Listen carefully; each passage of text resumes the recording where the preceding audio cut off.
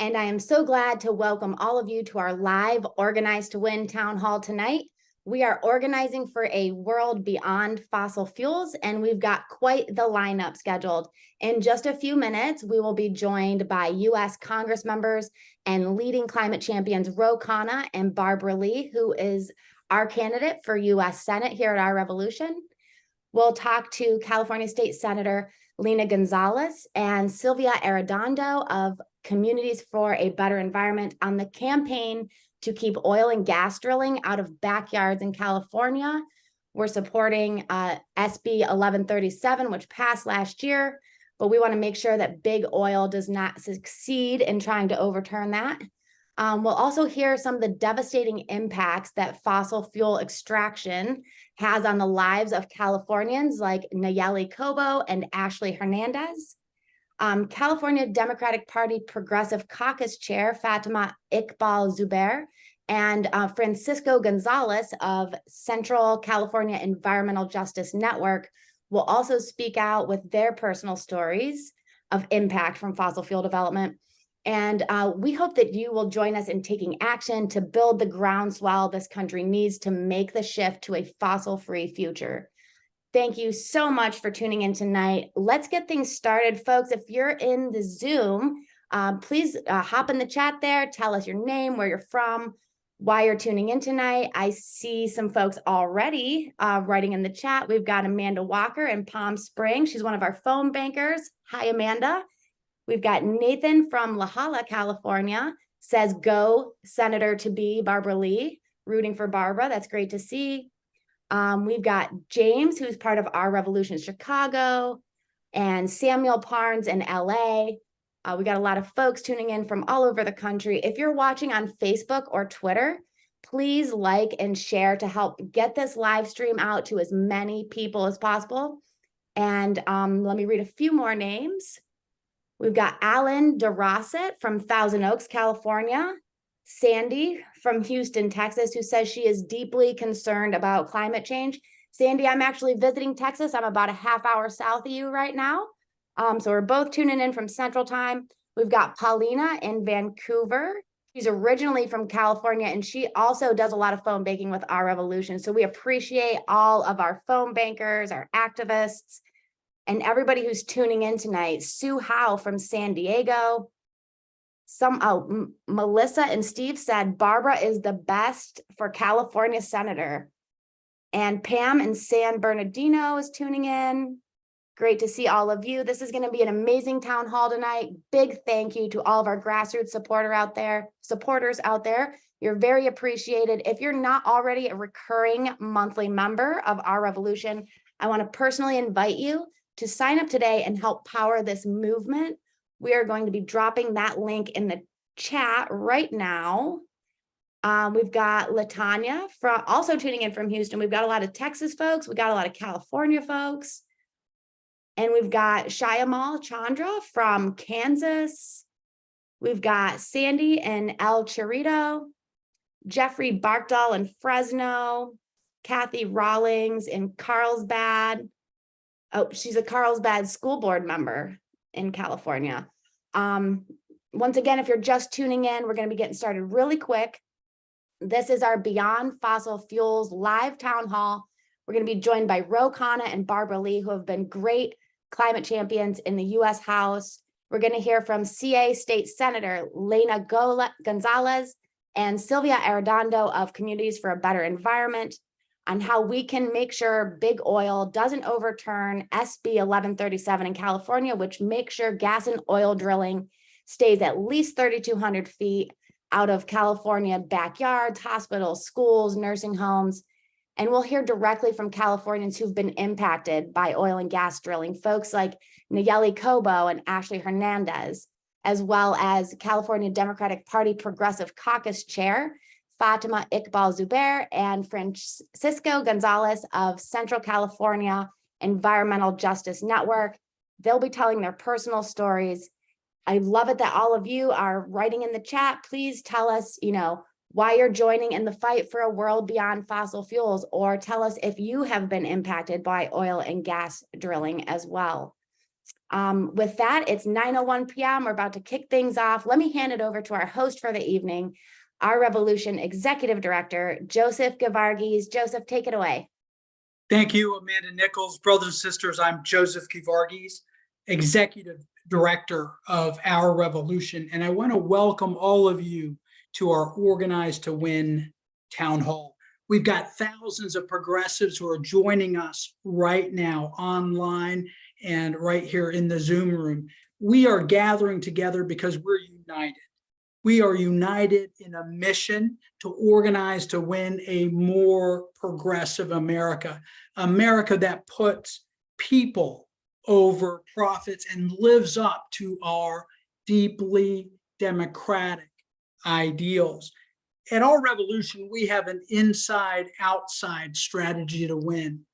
Not only must we mobilize grassroots progressives to elect progressive champions, but we've also got to organize and partner with these elected allies to win progressive policies. And that's why tonight we're zeroing in on California and the fight to create a better world, a world that's beyond fossil fuels. We've got a powerhouse lineup tonight. Congresswoman and U.S. Senate candidate Barbara Lee is in the House, along with her fellow U.S. Representative Khanna. Both are leading climate champions in Congress who are working together to push for a just transition to a green energy future. We're also going to be hearing from California State Senator Lena Gonzalez. She championed the passage of SB 1137, a historic piece of legislation that would stop oil drilling in local California communities. This is a bill that Big Oil is targeting to roll back, and we're going to be talking about that tonight. We're also going to be joined by activists and advocates, including Sylvia Arredondo of the Communities for a Better Environment, California Democratic Party Progressive Caucus Chair Fatima Iqbal Zubair, Nayeli Cobo, Ashley Hernandez, and Francisco Gonzalez. All of them are going to share their personal stories about how oil and gas drilling has impacted their health and well-being and how they're organizing to fight back against big oil. Before I bring up our speakers, let's drill down on the state of play. Last year, California passed SB 1137 into law. This legislation protects our communities from the harmful effects of fossil fuel extraction. The law is straightforward. It mandates no drilling within 3,200 feet of schools, nursing homes, hospitals, and other places where there are vulnerable human beings. This setback or buffer zone is critical because if you live or work next to an oil and gas drilling operation, the science is clear. You are more likely to get asthma. You're more likely to have a premature birth. You're more likely to get cancer. But you know what? Big oil does not care. The industry is mobilizing and planning to spend tens of millions of dollars to overturn this law so that they can put profits over people. They're going to do this by using a ballot initiative. And here's the thing, brothers and sisters, we are not going to let big oil roll back 1137. In a recent survey, Our Revolution members in California identified keeping the law, upholding SB 1137 as their #1 policy priority. And tonight we're proud to announce that Our Revolution is officially endorsing the Campaign for a Safe and Healthy California. And our goal is to prevent toxic drilling in neighborhoods across the state. That's right. Our revolution is committed to mobilizing our 1.1 million supporters in the state to fight back against big oil. And that's why we're asking our members in California especially join our Climate Action Corps. Tonight, the link is going to be dropped in the chat. In the coming weeks and months, we're going to be sending you information to join the fight back against big oil. Again, join our California Climate Action Team. With that, I want to bring up our very first guest of the evening. Her name is Fatima Iqbal Zubair. She is chair of the California Democratic Party's Progressive Caucus, and she is the legislative affairs manager of the California Environmental Voters. I remember meeting Fatima at an Our Revolution event in Long Beach, California during the 2020 election. And for those of you who don't know, Long Beach is a beautiful beach town that's been desecrated by oil derricks. You'll find an oil and gas drilling operation almost on every corner. Look, at most oil producing states, including Texas, have regulations about how close you can put an oil well to a home or a school or a nursing home. California does not. And our goal is to make sure that the law that passed stays in place. Fatima, welcome to our call, and tell us a little bit about the state of play and why this is an important issue. Yeah, thank you so much for breaking it down so well. You did a really great job. My name is Fatima Iqbal Zubair, chair of the Progressive Caucus in the State Democratic Party. But, the way I got involved, honestly, in organizing is I worked as a teacher, in Watts, and really was really happy with my job, but saw that, it was the school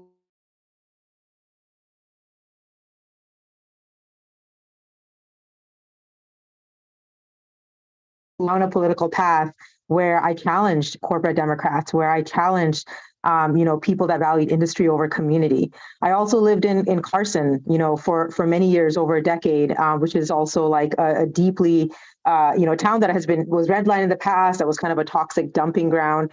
I now live in North Harbor Gateway, again, very close to freeways and warehouses, and really living in a district that's highly contaminated. My day job now is that, I fight for environmental justice bills and environmental bills. But, so one thing I really found, and you talked about this really well, Joseph, is that big oil really has their grip in Sacramento, right? And we're seeing that impact communities of color. And let's just talk about that, because the influence of big oil and corporate power is not impacting, the wealthy communities in the states. It's impacting the most marginalized. And it is the way that systemic racism and oppression is perpetuated, right? And I'll say it, it's environmental racism. That's exactly what it is. It's intentional. It's part of the structural racism. And that's why it's so important that we fight, whether it's in our communities or, our legislators like Senator Lena Gonzalez, like Congresswoman Barbara Lee. It's so important we fight in the halls of power. It's so important that we fight on the streets and in our communities. And one thing is, I'll share this, being an advocate here in Sacramento, I saw what happened. Like you mentioned, Senator Lena Gonzalez's bill, right? We passed a buffer zone bill, and, it felt like the next day there were petitions on the street where they were lying to your face, literally lying, because they know they don't have a winning case, right? They know they don't have a winning case. So they lie to people, and are trying to overturn this law, right? They come out, right, here in Sacramento, right, when we have bills that just hold refineries accountable, right? They come out when we try to protect our community against orphan wells, right? And here's the thing, I'm not just going to say it's industry. This is our revolution. So I'm going to say we have corporate Democrats in Sacramento. We have corporate Democrats in Congress, and it is their fault, right? Particularly in Sacramento, there is no excuse of being a Republican. But let me tell you something. We have corporate Democrats not voting on bills. And some of these corporate Democrats live in some of the worst communities that are polluted, and they don't care. And so that is why we're having this call. That is why we need to elate. We can't wait to hear from Senator Lena Gonzalez, and we can't, wait to support Congresswoman Barbara Lee. But here's the thing: we do have wins, and that's the power of our revolution and grassroots organizing. I saw it happen. AB 1167 was one of those bills by Assemblyman Wendy Carrillo, which worked to make polluters pay for capping orphan wells. It barely passed. Let me tell you that, barely passed, but it worked because we had a coalition that brought a lot of calls in. We had advocates up here that were fighting. We also passed SB 253 to literally hold corporations accountable, right, to report their emissions, and SB 261 to make sure that corporations report their climate financial risk. So here's the hopeful thing, Joseph and everyone, is that wins do happen, right? They happen when we come together, when legislators that believe in this come together and fight against industry up in the Capitol. They happen when we come together, like Congresswoman Barbara Lee, sometimes being the lone no vote, but setting a standard, setting a precedent, and inspiring many. They happen when our grassroots neighbors and our community activists know what's going on, and they're knocking on doors and they're telling their neighbors and they're filing lawsuits. That's when we see change happening. And we're going to do the same, right, to get Barbara Lee elected, because it's clear the federal government has a clear Republican problem, right? And we need a leader in there that's going to set Congress straight. Right. And I see Barbara Lee as a bold leader. When everyone else says yes, she says no. When everyone else says no, she says yes. Right. She's not afraid to stand alone. And that's why I'm so excited to support her. We need the OG progressive that's going to really fight for environmental justice, that understands not just environmental issues, environmental justice issues. Those are two different things, right? Environmental justice issues. And we need her because we need to lead, from the bottom up, and she's going to be that leader. So I'm really excited to be here. And please listen to the stories that come after me, because they're really powerful. And it's why I fight the way that I fight. Thank you. Fatima, thank you so much for joining us tonight and reminding us that, yes, wins do happen. And yes, we can go after corporate Democrats. And we need to elect more of them. Very important. Again, that was Fatima Iqbal Zubair. She is the chair of the Progressive Caucus of the California Democratic Party and the Legislative Affairs Manager for California Environmental Voters. With that, I want to bring up our next guest, Nayeli Cobo. She is living proof that when we organize, we can win. At the age of 19, Nayeli led a coalition to permanently shut down toxic oil drilling at a site in South LA. This was in 2020. And this was a oil and gas site that caused serious health issues for her and her family, as well as others in her community. She continued to organize against this urban oil extraction. And because of that, because she didn't give up, she got the Los Angeles City Council and the Los Angeles County Board of Supervisors to vote to ban new oil exploration and phase out existing oil and gas sites. An amazing victory. Nayeli, thank you so much for being with us tonight. You took on big oil and won, and in some ways, the fight that you fought is the fight that we're fighting at a statewide level. Tell us a little bit about your story, Nayeli, and where we go from here. Hi, so excited to be here with you all today. Thank you so much for having me. Yeah, my story really begins at the age of 9. I grew up 30 feet across the street from an active oil and gas well that severely impacted my health. And this oil well actually operates on land that is leased to them by the Archdiocese of Los Angeles. So as a community, we were fighting 3 monsters: the oil industry, the broken regulatory system people of color constantly fight, and the Archdiocese without attacking the faith. I always like to make that point clear. But what do you do when your community is under attack? You stand up and you fight back. So that's what we started doing. And at the age of 9, I saw how I was being affected. And my own personal experience growing up next to this well, I got really sick. From nosebleeds to stomach pains, headaches. My nosebleeds got so intense to the point where I could no longer sleep in my own bed. I would have to sleep in a chair to prevent choking on my own blood at night. I developed asthma. That's something I'm always going to live with now. I had body spasms so intense, my mom would carry me from place to place. I had heart palpitations and I used a heart monitor for several weeks. The list goes on. And unfortunately, it wasn't just myself or my family going through this, but it was most of my community. It became a common conversation starter for parents to stop each other in the streets and say, "Hey, how is your son's asthma today?" Or, "My daughter is in the ER because of a health issue. How are your children doing?" That's heartbreaking. That shouldn't be the way that we greet each other in the streets, yet it wasn't just the reality for my community, but it's the reality for communities across the state and across the world. In the United States, there's 18 million Americans who live a mile or less to an active oil and gas well. In the state of California, it's over 2 million that live a mile or less to an active oil and gas well. And just in the city of Los Angeles, which is the largest urban oil field in the nation, we have over 580,000 Angelenos. That is who we're fighting to protect. I fight so my story ends with me, so I'm the last 9-year-old to become an activist out of survival the way I did. And I also fight so I'm the last 19-year-old to have to choose between her reproductive system or her life. I was diagnosed with stage 2 reproductive cancer at the age of 19. And I fight so that ends with me again, because these toxic sites are affecting us at every stage of our lives, beginning to end, whether we're breathing the emissions now or later. Those emissions that we have inhaled can cause something years from now. And that's fear that we should end as this generation, as a society. And that's what we're going to end with by voting SB 1137 back into law and showing the oil industry and elected officials that they have chose the wrong communities. We are not sacrifice zones. We are people with stories. We deserve to live clean, beautiful lives and to not be limited by our zip code or socioeconomic status. And with your help, we will vote and get back SB 1137 for our health, our safety, and our environment. Nayeli, thank you very much for sharing your story and for fighting and winning. And tell us a little bit about the organizing that you did to win. What would you say was the key thing that moved LA elected officials to stand with you in the coalition that you built?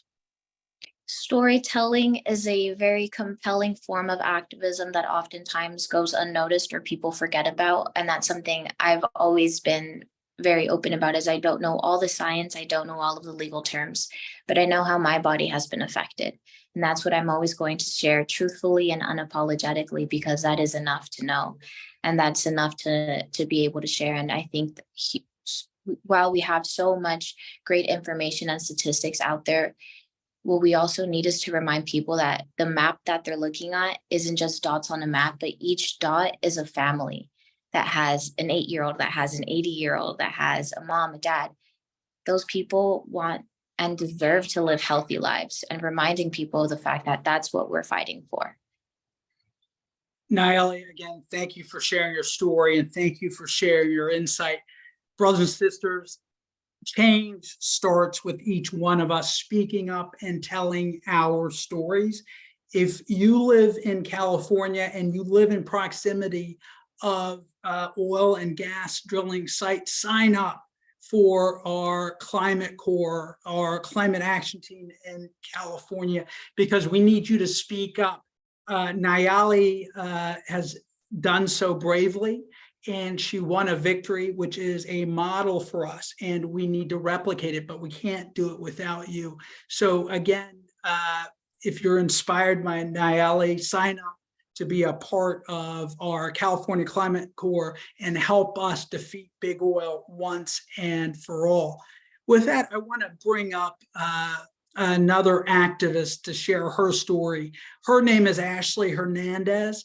Like Nayeli, Ashley's from South Los Angeles, and she grew up just 600 feet from an active drilling site. Ashley, thank you for joining us, and tell us about how you got involved in this fight to ban fossil fuel extraction in our neighborhoods.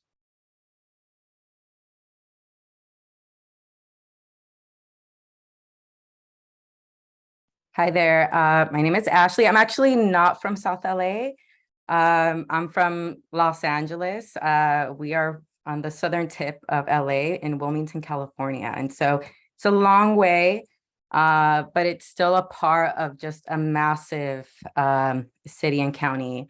But a little bit about me. My name is Ashley Hernandez. My pronouns are she, her, and I'm a resident of, again, LA's heart of the harbor, known as Wilmington, a town in LA. That's obviously, for a lot of folks, they don't know much about Wilmington, but to me, it's Wilmas, and it's been a huge part of my life where my family decided to plant our roots as a first-generation family. And I remember a time before I lived in Wilmas. There was no concept of emissions or illness that could ever cross my 3-year-old mind. But there was nothing like moving into a community like Wilmington.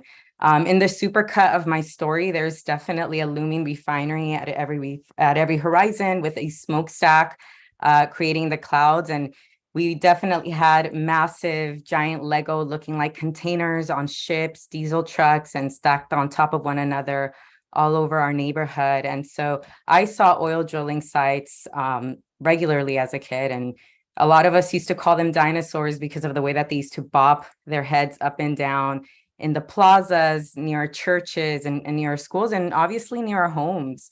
And so among these memories in this supercut, some of them include my mom's experiences using a nebulizer for the first time, having adult respiratory issues once we moved into Wilmington. And like most folks that are living on the front lines, the bloody pillowcases that we had to replace so frequently because my nose would just always bleed. We had a profile at points that would be highlighted on my pillowcase and would freak my mom out. But, you know, in general, the presence of big oil has been intricately woven into the lives of many Wilmingtonians. And I myself, growing up, didn't understand the danger next door. You know, as a kid, I never questioned why we missed recess when refineries exploded. We were just excited that it looked like snow was falling down on us. We didn't ask why our teachers were leaving the school to heal in the middle of the school year, or why our classmates developed cancer, why so many of us had toilet paper shoved up our noses while we were running around playing kickball. We never asked those questions. And, you know, industry company logos were at company buildings, at schools, on pencils, on popcorn bags, and they funded like small learning communities in our high school, directing through their funds what kinds of conversations we could have in a community like Wilmington. It's a living, breathing representation of environmental racism, but I just didn't know a lot of that language at that time. And so a lot of this were just individual moments. It was nothing extraordinary about our lives that we were living. But all of that changed when I learned about Warren EMP, and that's a little bit of that site that some of y'all can see on this screen. It's an oil operation in Wilmas that, again, highlighted the environmental injustice that my community was dealing with. And all of that thanks to Communities for a Better Environment. Call it being at the right place at the right time, but I call it, you know, just luck, because I finally got to see the big picture. The whole time I had clusters of moments that were just grief and fear and resilience. And they were finally coming into focus like a giant connect the dots activity sheet. And so the truth is, Wilmington is not only my home, but it also hosts the highest concentration of oil refineries in Southern California. But we also have the highest concentration of active oil wells in the entire city of Los Angeles. Nothing looks like Wilmington looks. And it's a sight to see oil drilling sites right next to churches, daycares, and Little League baseball fields. And my community is the one that's dealing with these impacts. We have high rates of asthma, cancer, reproductive impacts, among other issues. And obviously, again, this is as stark of a reality of that we can see of what environmental racism looks like, because our community is predominantly Latinx, and we have a lot of migrant and people of color here. My home, where we rooted ourselves long ago after so much sacrifice, is located 400 feet from Warren EMP. That just so happens to be one of the largest drilling sites in the city of LA, next to a baseball field. The big picture about my life on the front lines of fossil fuels is that I'm living in a ticking time bomb. And despite the work that I have had the pleasure doing through our Stand LA work, to contribute building our local movement with our organization, Communities for a Better Environment, as an organizer with our Youth for Environmental Justice program, seeing the growing power. There are still questions about our future. Now I understand that I've been living through symptoms of an oil and gas industry, and know that through my work as a CBE organizer, I'm not the only one that feels that we need to put an end to fossil fuels for the benefit of public health and environment. And so I have had many connections with workers, with telling us, keep on the good fight, with elders that have been braving the obstacles that have been set in place to keep us away from advocacy, and the youth leaders that are ready to resist despite the fears they have for their futures. Luckily, we have been able to flex our power here in LA and in CBE with creating an oil drilling application process for the first time in history back in 2015, when we sued the city for rubber stamping oil drilling sites in Black and Brown communities for years. And recently, our Stand LA victory, a citywide oil drilling phase out, just got signed last year. And now we're doing the big lift, right, where the work is not done, and we're deeply invested in ensuring that phase outs happen as soon as possible to protect our communities. And that's something I want to experience in my neighborhood. And so, finally, I think the most important thing I can uplift is that I know that the most important thing that comes from Wilmington and from LA is not the Black gold extracted from the ground, but it's us, the BIPOC, the Black, Indigenous people of color, the migrant, blue collar, the union folks that have been fighting for their own health and rights at points, and the resiliency of the front lines, of the folks that have lived there and maintain their addresses and unfortunately can't necessarily find an escape, but are not giving up on their neighborhood and making sure that they fight. And so I know the future of oil drilling is going to come to an end, and we will get there in 2024. And we need as many people to help us with SB 1137 to uphold setbacks next to our homes, churches, and parks, and by saying yes to protecting Californians from toxic neighborhood oil drilling. Ashley, thank you for joining our call this evening and sharing your words of wisdom and your insight. And you're right, the most valuable thing that gets produced out of our communities is us. It's not what's being extracted from the ground. The value of life that's being desecrated by these big oil companies must be held. We must hold these big oil companies accountable. And that's what we're going to do with this bill. So next up, I want to bring up another guest. His name is Francisco Gonzalez. He's going to be speaking in Spanish, and the words are going to be, his remarks are going to be translated by Cesar Aguirre. Francisco and Cesar are with the Central California Environmental Justice Network. They're in Kern County, which is different than Southern California, a whole nother segment of Central California that's impacted by this issue. And CCEJ, their network has been on the front lines in Kern County taking on big oil. Francisco and Cesar, welcome. Sí, buenas tardes. Mi nombre es Francisco González y yo soy residente de Arvin, California. Nosotros, lo que yo quiero es que nadie pase por lo que nosotros pasamos aquí en la Nelson Court, que estuvimos a punto de que explotaran nuestras casas y matara a todas nuestras familias. El aceite estaba saliendo abajo de las casas de enfrente de donde nosotros vivimos. Y resulta que vinieron los bomberos porque había un olor a gas muy fuerte y dijeron que todo estaba bien. Entonces vino César y su hermano Gustavo y miraron que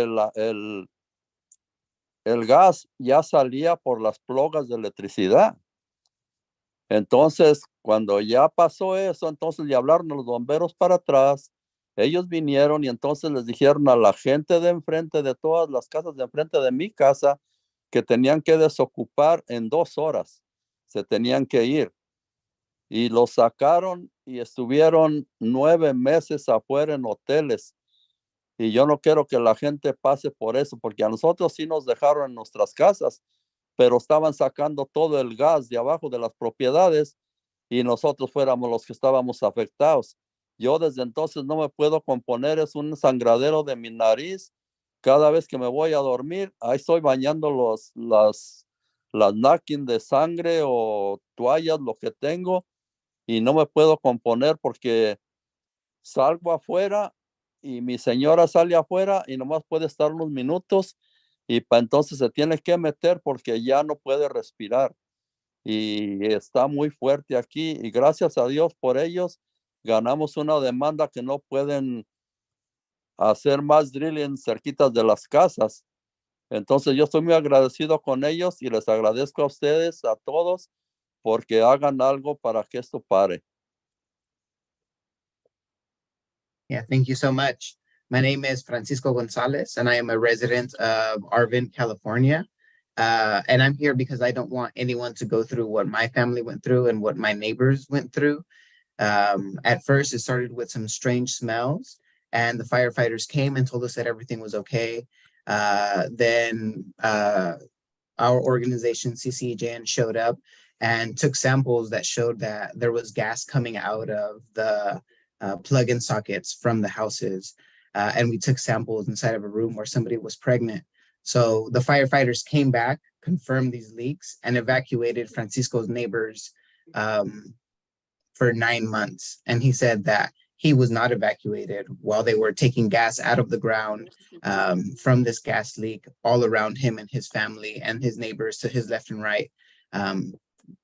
And he was wondering, am I in danger? Why did they evacuate my neighbors in front but not me? Right. And this happened for 9 months. So he doesn't want that to happen to anyone else. But it does sound like he shares some symptoms, especially issues like nosebleeds. And he says, he has to make sure he keeps something handy on him, like a tissue, because they come out of nowhere and they happen, especially when he goes outside. And it happens to him and his wife. Especially if they spend just a little bit too much time outside, she'll start getting nosebleeds or she can't breathe. Thankfully, because they were active, they were able to pass a setback back in 2018 in Arvin, and he was a big part of that in taking samples.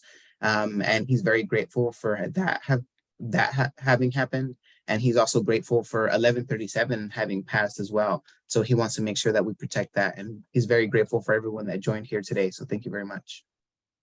Cesar and Francisco, thank you both for joining us tonight, repping Kern County, and all of the activists are standing up to big oil. I want to invite all of you who are listening to stand with us as we fight back, to stand with Francisco, to stand with Nayeli, to stand with Ashley, to fight back. There are over 30,000 oil wells within a half mile of 2 million California families. 30,000 oil wells. So think about that. Think about all of the Nayelis. Think about all of the Ashleys. Think about all of the Franciscos who are suffering with nosebleeds, with cancer, with asthma and other illnesses. This is a clear and present danger that needs to stop. And I want to invite you to get involved in our California Climate Corps, because we're going to fight back and stop this injustice once and for all. And with that, I want to bring up one of the key leaders in the fight, State Senator Lena Gonzalez. Lena has been leading the fight to pass SB 1137. This legislation, as we mentioned, creates a setback, a buffer. It makes sure that oil wells and gas drilling operations are at least 3,200 feet away from our most vulnerable citizens, from schools, nursing homes, and other institutions. Senator, thank you so much for joining us tonight. Major victory for not just your constituents, but for Californians all across the state. But that being said, whenever there's action, there's going to be a reaction. We won this bill, but now Big Oil is going to be fighting back. Tell us a little bit about what it took to get this bill over the finish line and what we're going to have to do to defend it in the months ahead.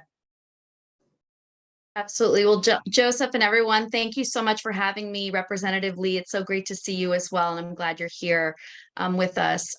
This was a bill in the making for many years. It wasn't just me that did this. This was many of the environmental justice organizations that were on the ground, the Sylvias, the Ashleys of the world, the Nayelis, not just doing this in theory, but having lived experiences, as we've talked about, the Franciscos of the world from all across California. But here in my backyard, we have thousands of oil wells that are literally, you can go outside of your window and touch them. And it's really grotesque to think about that, but you can literally touch them from your window. And it's just sad to know that so many families are living like that. I too grew up in this neighborhood. I grew up in North Long Beach, spent many summers with my cousins and my tias in Wilmington on Q Street, the Boys and Girls Club. I went to school in Carson, to elementary school. So my skyline were refineries and oil wells. And I don't want my kids, I have 3 sons now, in addition to being a state senator, I don't want my kids to have that skyline in the next 10, 20 years. But knowing that we have this situation here in California, one of the largest oil producing states, but knowing we need to phase off, this is why we decided in 2022 to ensure that SB 1137 made it across the finish line. And let me tell you, it barely made it. In the state Senate, you need 21 votes. I think it hit just 21. And then in the state assembly, you need 41 votes. There's 80 members. It hit just maybe 42 or 43 members. And that was pulling teeth. And that was with many of our EJ community groups at the gate, talking to members about their lived experiences. And what I think about the members that didn't want to do it, and some of even our Democratic members, who do you believe? Are you going to believe the big oil industry, or are you going to believe folks on the ground that actually have these lived experiences, that have dealt with cancer like Nayeli, or have dealt with nosebleeds like Francisco and Ashley, that are dealing with this every single day, that are doing toxic tours like Sylvia in my community? Who are you going to believe? And that's the talk track that we're going to continue to use as we move into this November ballot. So let me tell you, SB 1137 passed. And as Fatima said, the next day, literally, the big oil and I think they spent $20 million trying to overturn this and actually getting this to a referendum. And so $20 million they could have used to actually spend in capping oil wells, or to spend in health safeguards. They spent to combat this bill. So you'll see it in California on your ballot in November, basically on our ballots. So what it says again is 3,200 feet. We want to make sure that there is a buffer between oil drilling and any people living in neighborhoods. So schools, nurseries, as we've talked about. This has also been scientifically researched. So it's not just us coming up with an idea of 3,200 feet. 2 years ago in 2021, there was an independent panel that got together with Governor Newsom and the administration and many researchers and scientists that basically said anything beyond 2,500 feet is acceptable. But, there were people nickeling and diming us even as we brought forward the bill, saying, well, 1,000 feet, what 50 feet? And we thought it was just ridiculous. These were also some of our Democratic members saying, well, why don't we just, change it to be a little bit smaller of a buffer? But we knew 3,200 feet gave us that opportunity. So we did it, we got it passed. Now, knowing that it's on referendum and it stayed, we have actually 2,000 new permits that have been allotted just in the first quarter of 2023 alone, because big oil is saying, you know what? We got to get in all the permits we can now before this bill comes to fruition, if it actually doesn't get overturned. So 2,000 new permits in 2023 alone. In fact, in some of my cities, some of Big Oil, what they're doing is they're trying to go after some of our city councils and ask them for longer contracts on some of their oil drilling. They're doing all sorts of things to just roll back SB 1137 just in case. And so in addition to SB 1137, what we've done is both Assemblymember Isaac Bryan and myself and SCIU and many of our friends in labor also brought forward AB 421, which is referendum reform in California. And this was for two main reasons, but of course, for a lot of bigger reasons too. Oil well drilling, of course, as well as fast food workers. Oil well or Big Oil got connected with fast food corporate America and basically said, you know what, we'll come in together and we're going to put money towards referendum reform and in combating that too. And so basically what we're saying with AB 421 is that it's very complicated. When statewide referendums come forward, when you get your ballot and you see that there's a referendum trying to overturn a law, you get a yes or a no. What we're saying is we want two questions to be asked. Do you want to keep the law or overturn the law? And that is now what you're going to see in November, which clarifies language because it can be very confusing. For high propensity voters, maybe we get it a little bit, but even then it's very confusing. But if you're a new voter, it's very complicated and can be confusing. So next November, thankfully, you will see keep the law or overturn the law.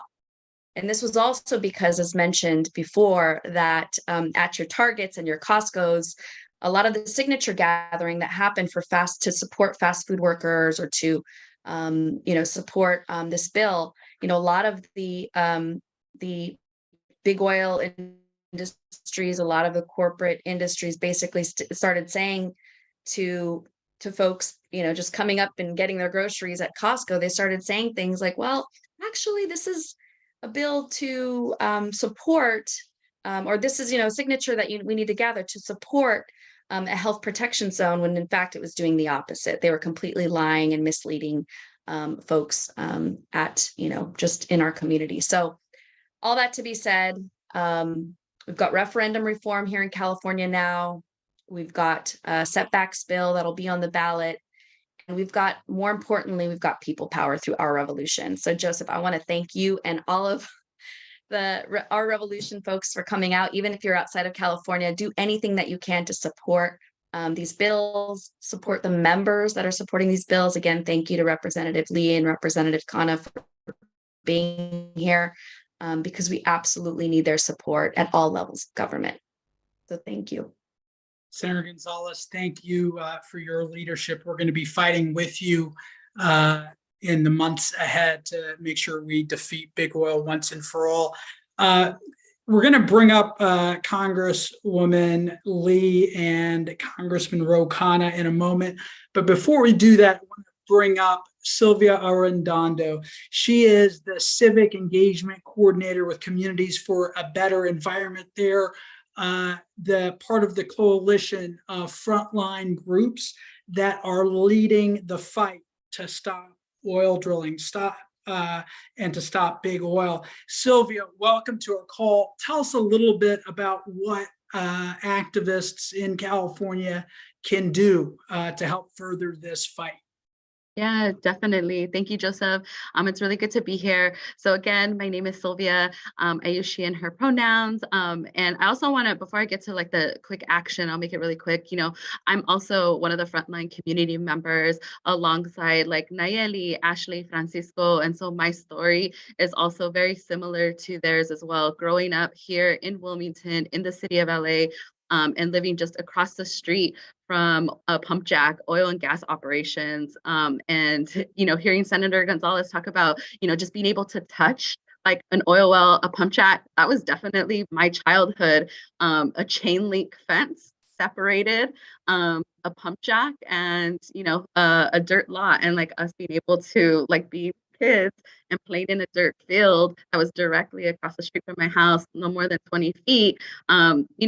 That's what we did in the summer. Who can ride on a pump jack? Who can scale this fence? that pump track is no longer there. And what sits on top of there is actually homes, like single family homes. And I don't ever remember like that land being cleaned up because I saw the housing get developed when I was in my teens. And so it's not just like these oil drilling operations that are happening, but we're also not seeing the remediation and the full cleanup when you're situating homes, people right on top of an oil drilling site. And so just wanted to throw that in there as well, because this work that we're doing is, you know, not just work, it's personal, it's our lives, it's what we've gone through. And, you know, our childhood to even adulthood. I've always experienced different thyroid issues, endocrine issues, runny noses, headaches, and I have chronic like sinus infections and sinus pressure. And a lot of this is caused by the environment that we're in 24 hours a day, 7 days a week. Like Ashley said, there's no escaping this. And so the work that we're doing with Communities for a Better Environment and the campaign for a safe and healthy California is to really protect and defend our community-rooted solutions, right? Like Senator Gonzalez mentioned, this was years in the making. This is years of frontline leaders calling on our elected representatives to enact health and safety measures. This is not just saying, you know, 2,500 feet out of like thin air, it's backed by science. And so when we see it on our ballot, for those of us in California, you know, thinking about Texas even has some buffer zone. Here in Wilmington, in LA, in Kern, we have massive concentrations that are in urban communities, that are in communities where Black and Brown folks are living. And they're right in our backyards, 20 feet, 5 feet. And we want to make sure that there's a distance. And so the Campaign for a Safe and Healthy California, a coalition of public health leaders, environmental justice groups, community and faith-based leaders, and even kids, right, that are all joining together to make sure that we're continuing to stand up against big oil and make sure that no Californians have to endure these health hazards, right? We shouldn't have this for the next like 7 generations after us, the next 10 generations. We need to make sure that these protective measures are in now. And so we're really excited to learn that our revolution, y'all have made this like your #1 issue for the 2024 ballot. Like, huge thanks, because this is going to take all of us Californians coming together to unite with one voice. That big oil needs to follow laws and regulations, and they can't use court money to buy elections, to buy laws, right? Like, they want to get this out. And so we need to make sure that we keep the law, and the way that we're going to keep the law is by all of us here in California voting to keep the law, sending this message to your friends, to your families, coming out and volunteering with us in the new year. And it's also signing up on our website at californiaversusbigoil.com. So that's CAVS bigoil.com. If you're not endorsed yet, if you have not endorsed, definitely endorse. If you're part of different organizations outside of our revolution, sign up, get your other organizations that you're with to come on board and join us. Because like I said, it's really going to take all of us doing all we can to defeat big oil. Sylvia, thank you very much. We are looking forward to partnering with you to fight big oil. And we are definitely going to be passing along the information that the coalition develops to all of our activists so that we can run as a massive distributed organizing campaign as we can, because at the end of the day, we know that it's going to take organized people to beat back big oil and their deep pockets. That being said, this is, the rollback of 1137 is part of a larger war that we're fighting against, the destruction of our climate that's rooted in the exploitation of fossil fuels. And I want to talk about our work in California and how it intersects with what we need to do at the federal level. And our next two speakers are going to talk about that. We've worked with them closely. I want to first bring up U.S. Representative Barbara Lee, Our Revolution's endorsed candidate to be the next U.S. Senator from California. She is one of the OG climate champions in Congress. She has endorsed the campaign to uphold 1137. And not only that, she has been a longtime fighter for environmental justice throughout her career. She's opposed taxpayer giveaways to big oil. She's pledged not to take money from the fossil fuels industry. And she's teamed up with Roe and other members of Congress to phase out fossil fuels. Barbara does not just talk the talk, she walks the walk. And in fact, her campaign has unveiled their climate platform today, and it's rooted in many of the legislative accomplishments that Barbara has pushed over the finish line during her long career. Barbara, welcome to our Organize to Win call. Wow, thank you, Joseph. Thank you, Our Revolution. Thank you all. It's been really exciting for me to be here and listen for a few minutes on the testimonies and on the speeches and on the real commitment to this climate crisis. In fact, it's an emergency. And for all of those who've been with us tonight, we're going to end this. We're going to see in our lifetime our bold efforts, first to get, of course, this administration to call it what it is, and that is a climate emergency. And so, Joseph, thank you so much for inviting me to be with you all tonight, and to my friend and my co-chair, Khanna.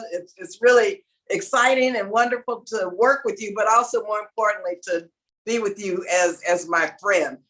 We do a lot together in the House, and you know, it's a rough time for us, some progressives and people of conscience and people who really want to see this agenda move forward, our climate agenda move forward. We have to stick together. We have to fight, even though Democrats are in the minority, but we're still winning in the minority. Let me just tell you a couple things. First of all, we must demand environmental justice for everyone.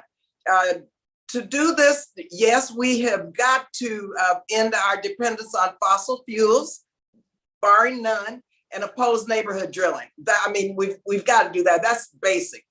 Combating climate change and ensuring opportunities for neglected communities is central to my work as a legislator and as an activist, but also as a human being. Let me tell you, I grew up, Joseph and my friends, in El Paso, Texas, near a smelter. There was an area in El Paso called Smelter Town. My neighbors and family were exposed to chemicals from the plant, and Black and brown people were disproportionately impacted by this plant. It was the Asarco plant in El Paso. This is when I was a child. And so I have seen what happens when polluters are allowed to spew toxins into the air and into the water. And yes, we must put people over polluters now or face the dire consequences. And I tell you what, greed is the driver of these deadly consequences. And that's why I strongly oppose any rollbacks to California Senate Bill 1137. And I'm proud to be part of the effort to oppose the rollbacks. Then, of course, it was signed into law, in September 2022, and that keeps new oil wells 3,200 feet away from homes, school, and parks, minimally 3,200 feet away. So I urge a yes vote on the California oil and gas well regulation referendum that will appear on the ballot in November 2024. We have got to we have got to uphold really SB 1137. So important. Now, let me tell you about my late colleague. Maybe many of you knew him or heard of him, Congressman Donald McKeachum. He often said that access to clean air, clean water, and a healthy environment should not be a luxury. He passed away last year, but he was a great environmentalist and African-American from Virginia. And that's why we renamed the A. Donald McKeachum Environmental Justice Act for All in his honor when we reintroduced the bill earlier this year, with my good friend and Rose good friend, Congressman Raul Grijalva, who was chair of the Natural Resources Committee. Now he's the ranking member. And I'm not going to stop until we achieve environmental justice for all, no matter where you live, how you look, or how much you make. I'm also an original co-sponsor, mind you. I stood there next to AOC and to Senator Markey years ago when we stepped out and co-sponsored the Green New Deal. I'll always remember that day. I was so proud to be there right at the beginning. It's the Green New Deal, good paying union jobs created, mind you, by the growing green energy sector, free of fossil fuels. These sectors, according to the Green New Deal, they're going to be open to all, especially people of color, women, military veterans, low-income people. I really understand the nexus and the connection between good paying union jobs and a clean environment. I'm currently the ranking member and former chair of the House Appropriations Subcommittee on State and Foreign Operations. And let me tell you about that subcommittee. When I was chair, when we were in the majority, I have negotiated unprecedented investments worth billions in the United Nations Green Climate Fund. It's a critical element of the historic Paris Agreement, which is the international treaty on climate change. Also, just as part of this, the Green Climate Fund, it's the world's largest climate fund and is mandated to support developing countries raise and realize the nationally determined contributions toward low emissions and climate resilient pathways. Very important for us here in the United States because we've been some of the largest polluters throughout the world, and it's time for us to repair some of this damage. Last November, I attended the United Nations Framework Conference on Climate Change. This is the COP27 climate change that was that was in Egypt.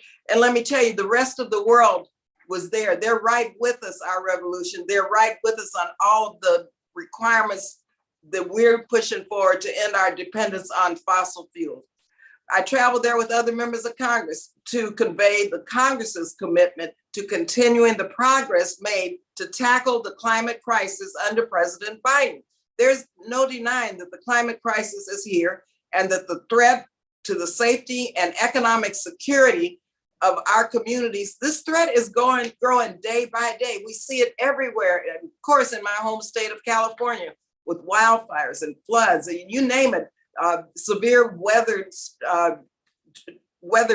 temperatures, extreme heat during times when it should be 20 degrees cooler. So there's no denying that throughout our country, we're experiencing the crisis each and every day. And so I'm hoping that President Biden will declare a climate emergency. And I've written to him and asked him to do that. And so, yes, we must invest in bold policies that address the climate emergency head on, and especially, of course, in communities that have been most negatively impacted, and that's communities of color. Finally, let me just share this with you. I want to close by saying this. I mentioned I was born and raised in El Paso, Texas. So I became an environmentalist very early in my life because of being exposed through the toxins from Smelter Town. But I was also a Brownie and a Girl Scout. And I was taught at an early age about nature and how we had to protect our planet. But also, Joseph and my brothers and sisters, I am me, Barbara Lee. I'm a person of faith. I attended Catholic school in El Paso, Texas. And just want to close by saying in the book of Genesis, in my faith, it's clear that God placed us humans to be accountable to him as stewards of his creation. And so for me, this is nothing new. I've been a climate activist all of my life. And now I join you in this fight to make sure that we ban neighborhood drilling, that we ban fossil fuels, and that we move forward to protect our planet, which for me personally is God's creation and put us human beings here to be stewards of forever and ever. And so thank you all again for giving me a chance to be with you tonight, and look forward to seeing you all on the campaign trail. Amen. U.S. Representative, soon to be U.S. Senator Barbara Lee. Our revolution endorsed Barbara because we know that she is got the most established track record as a climate champion of anybody else in the race. She has leaned into environmental justice, just like Nayeli. She was an activist from a young age on environmental issues and then took that activism into the public arena. And that is the type of commitment that we need if we're going to face down this existential crisis that is the climate crisis. We need champions, environmental champions who are not going to back down to big oil. That is why our revolution endorsed her. And sister, yes, we are with you 110%. And you know what? We're all called to be stewards of God's creation, whatever faith or of no faith. We have to respect the place that we live. That is what we are called to do. And we are with you.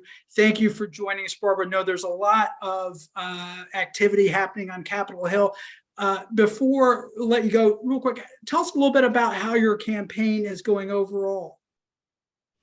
Well, it's going great. First of all, you know, this is a people-powered campaign, Joseph. You know, it's about, yes, raising money, which we're raising, but you know what? We're raising money from low donors. We're raising enough money to power our people's campaign that's targeted toward people in California who really understand this existential threat of the climate crisis, the housing crisis, what's going on in terms of the cost of living, the affordability crisis, our reproductive freedoms, the constitutional rights that are being taken away from us. And so we're talking about the issues in the campaign, and we've got a multiracial, multi-generational, progressive coalition that is being put together. And I'm so proud of the fact Dolores Huerta has endorsed me. We have 6 of the 8 constitutional officers in California who've endorsed me. We've had delegates and local grassroots activists.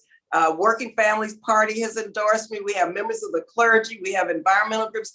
You know, I hope you all get a chance to look at my website. It's barbaraleeforca.com and look at the list of endorsers on there. And of course, anybody who has any money to contribute to the campaign, we would love it. But people power is extremely important. Sign up to volunteer for our campaign. It would really mean a lot because we're doing social media. We're doing door-to-door grassroots organizing, of course, voter registration. And it's really a campaign that we're going to win. You know, in California, now we have on the ballot, let me just close by this. It's going to be a little complicated because we'll have a special election and a primary on the same day, March 5th. So you'll have to vote for Barbara Lee twice for the special and for the primary. So that's the newest development in this campaign. So we are really encouraging everyone tonight to help us out if you can. And just know that our progressive credentials, my background, my experience in California, we have 40 million people. 20 million of our residents in California are one paycheck away from poverty. I understand that. People know I see them because I've been on public assistance. I've been on food stamps. I've had to struggle raising 2 small little beautiful boys, now grown men, as a single mom. And so I see these 20 million people, these working people who are raising kids who are one paycheck away from falling into poverty. And so that's what this is about. It's about income inequality, addressing those gaps in the Senate, and racial justice also, as well as equality for everyone, and making sure everyone has a seat at the table in terms of our agenda in this country to really, and I say, when people ask me what my priorities are, I say to change the world. It's up to us as human beings to make this a better world for the next generation. It is up to us. U.S. Representative Barbara Lee. Barbara, we're going to see you next week. We're going to be doing a town hall with you and Khanna and Pramila Jayapal on cow care and winning Medicare for all.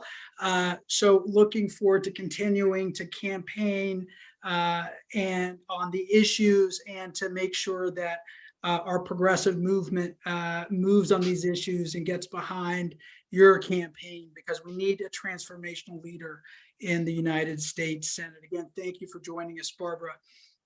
Next up, I want to bring up a co-chair of Barbara's campaign for U.S. Senate. We all know him as a former co-chair of Bernie's 2020 campaign.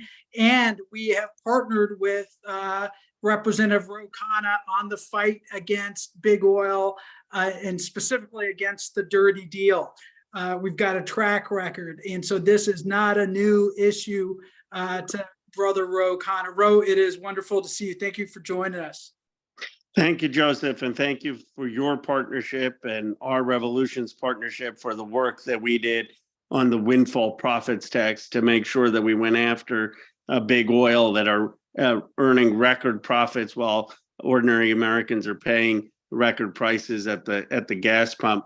I just want to say about Barbara Lee how honored I am to be a co-chair of her campaign. I mean, honored because of her stance, obviously the boldest stance on climate in the race, but the boldest stance on issues of war and peace. And it's not just that she stood up on the Iraq war. When you've got members of Congress today, like Representative McCall, talking about an authorization of force, preparing an authorization of force to go to war against Iran, let me tell you, we need Barbara Lee's voice in the United States Senate to push back against that neocon ideology. It's still present. And Barbara Lee, of all three candidates, is the only candidate who has spoken out today for making sure that we protect civilian life in the Middle East, that we make sure that countries are living by the Geneva Conventions and international law. She's the only one of the three. Check it out. So this is a very, very important time to have someone of human rights in the United States Senate. I would actually say it's an urgent time. And that is why we need to do everything we can to get Barbara Lee in the United States Senate. On climate and environmental justice, this is the issue of our time.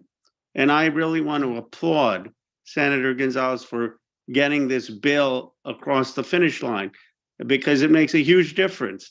And I remember Barbara and I were two of the only members of Congress who supported the Last Chance campaign, which was basically no new fossil fuel permitting in California. This, with Larry Cohen's help and Greenpeace's help, this gets us quite a far downfield in achieving that goal because at least you can't do it near residential properties and schools. And a lot of the oil drilling is happening there.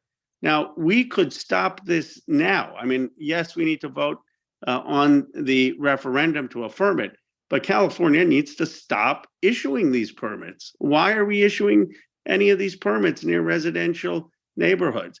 Put an end to it until this referendum is passed, and we can all mobilize. They've reduced the number of permitting that they're issuing, and that's a good thing, but we should all mobilize to say zero. Don't put new permits, live by the law that the governor has signed and the assembly has passed. That should be our goal, and then we need to vote yes on the resolution. We also need to stand up for these principles at a federal level. That means reversing the decision on the Willow project. I mean, that is the largest project on federal land. And the president ran on a pledge saying no new drilling on public land. That was a gut punch to a lot of climate activists. And I said this publicly, and we've got to reverse it. We've got to reverse that decision. And we can't be approving new terminal pipelines. The C2 pipeline in Louisiana that's going to be basically exporting natural gas, and these permits that they want to do in the Gulf of Mexico to export oil. That's how do we fight climate if we're going to be approving those kind of permits? We've got to fight that as a community. We've got to fight this fossil fuel subsidies. It should zero out the extraordinary fossil fuel subsidies that we're giving to these big oil companies.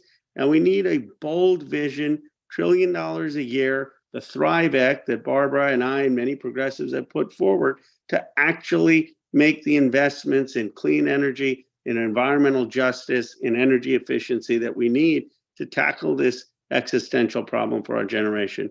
So I really applaud, Joseph, all that you're doing. Of course, I'm excited about Barbara's leadership, and I really applaud what Our Revolution is doing on this issue to make a difference. And we're moving the needle, and we can make this be the climate generation that solves the issue. United States Representative Ro Khanna, our partner in the fight for climate justice. Ro, tell us a little bit about some of the top issues you see coming up in the next Congress around climate. Well, I believe that right now we need to make sure that we're working with the administration, because a lot of the Congress, we don't know who the Speaker of the House is going to be. I mean, it looks like we dodged a bullet today, and it's probably not going to be Jim Jordan. You never know. But while you have a Republican Speaker, you know, they still don't have any interest in working on climate. So we're going to need the administration to work with us to deny new fossil fuel permits on federal land. That, to me, has got to be a very high priority.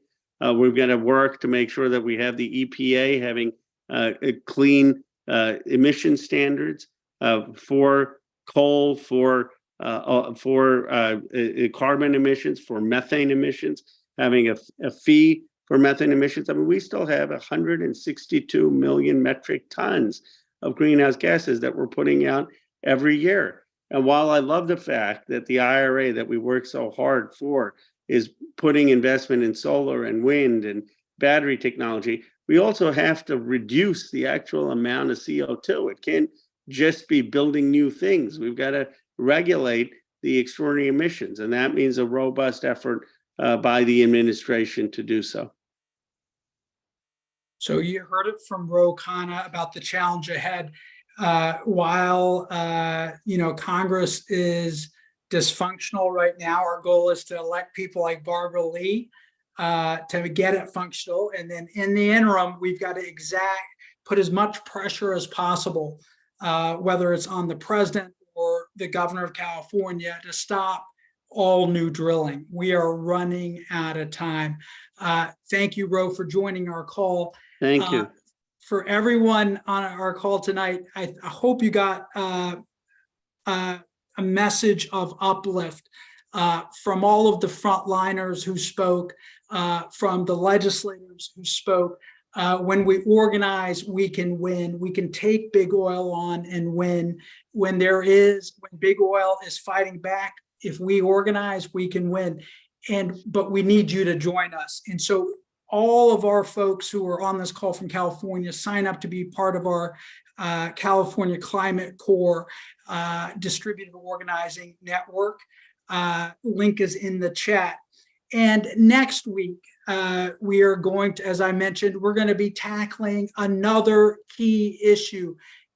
This week was talking about climate and what we've got to do to address climate in California and nationally. Next week, we're going to talk about the fight to pass universal health care in California and nationally. Barbara Lee has been at the forefront of that fight. And in fact, many of you may not know this, but she was the first to introduce single payer when she served in the California legislature. So we're going to be talking about fighting for health care for all with Barbara, with Ro, with U.S. Representative Pramila Jayapal, and Ash Kalra, the sponsor of CalCare. And ahead of next week's town hall, if anyone on this call is suffering with medical debt, we'd like to hear from you. Senator Bernie Sanders recently put out a study that shows that America's hospitals are taking taxpayer dollars, and instead of investing that in free care for the uninsured and the underinsured, they're using it to build new buildings. And that's wrong. And so we've got to hold hospitals accountable. If you are uninsured and you've had a run-in with the legal system because of your medical bills, we want to hear from you. Sign up, link is in the chat. And the final call to action. We need you, brothers and sisters, to become part of our movement. We need both troops and treasure. Our movement is really funded by people who give $5 a month, $10 a month, $27 a month. Become a movement builder and help us keep fighting to elect progressive champions and to fight on the issues that matter to us all. And with that, we're going to end our call tonight, and we're going to end our call like we end all of our calls with the chant. When we organize, We say win. Win. when we organize, We when win. we organize, We we win. win. Good night, brothers and sisters.